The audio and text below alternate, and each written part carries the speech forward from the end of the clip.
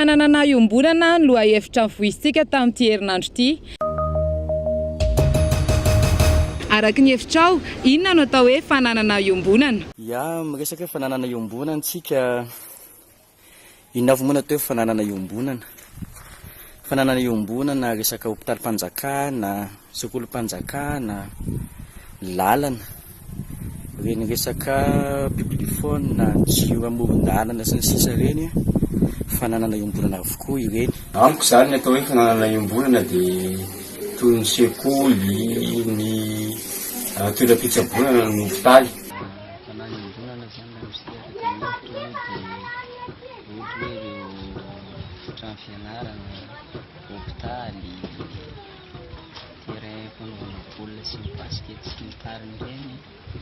Dia ohatra hoe ny borokoktany sisa zany.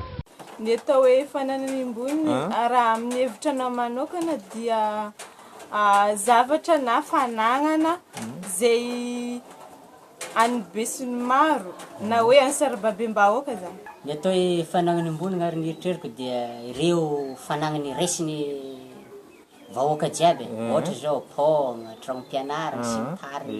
Ny fananana iombonana amiko araka ny hevitro zavatra na fananana iraisany be sy maro na tsangana mba hikatsahana tombotsoa an'ny tsirairay amin'ny fampiasana azy. Ohatra amin'izany ny commune, ny sekoly sy ny sisa. Araka ny hevitrao, inona no antony hanajana ny fananana iombonana? Tokony hajana satria ohatra izy napetraka mba iombonana zany tokony samy misaro-piaro ny tsirairay izy. Raha ohatra hoe ny anankiray manimba anazy dia mety ampalahelo tsara hoe tsy mbatan'ilay anankiray ilay zavatra iombonana. Tokony hajana izy ireny satria mova mipetraka ho amin'ny fananana biby. Hoe inona ny antony hanajana azy ireny? Izy ireny moa tsy tonga ho azy. Nandany imboly izy ireny no karakarana ihany koa izy ireny avy amin'ireny orinasa lehibe miasa eto an-toerana na fifandraisana fanampiana avy any ivelany ireny. Ny tokony hanajana ny fananana iombonana iny zegny satria ma izy hoe fanagnana dia tokony kojakojegna izy satria hitambarana zany amin'olo maro. Tokony hajaina tsara izy satria fa iombonan'olo jiaby tsy fanagnan'olo maro zegny tokony hajaina tsara zegny izy mba haritra zegny. Ny antony hanajana azy mba hisian'ny faharetana amin'ny fampiasana azy.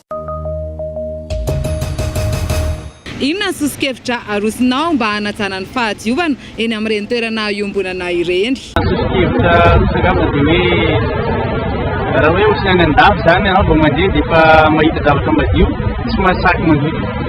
Dia amiko zany rehefa ao an-tsaintsika rehetrarehetra ny hoe manala ny maloto eny na manao zavatra madio foana dia lozika be sy maintsy anaraka ny sasany.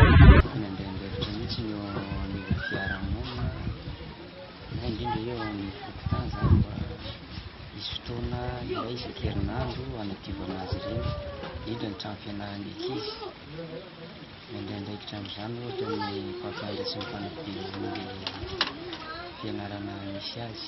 Tokony agnatona lehibe izy mba ampahafantatra le zavatra tsy mety hoe zao no tokony atao mba hanarenana zavatra tsy mety ao anatiny ao dia zay no tokony atao mba hisy fandrosoana ao anatin'io fokontany io na hoe ny commune misy azy tsirairay. Ohatra zao dia mba ny sosokevitra aty amiko zao tokony mba tsaraigna zany ny fanagnana ilay efa vita dia fagnatsarana ananjy tokony ohatra zao amina toeram-pianarana na hoe amina hopitaly zao dia tokony apitrana zavatra apitrana fako.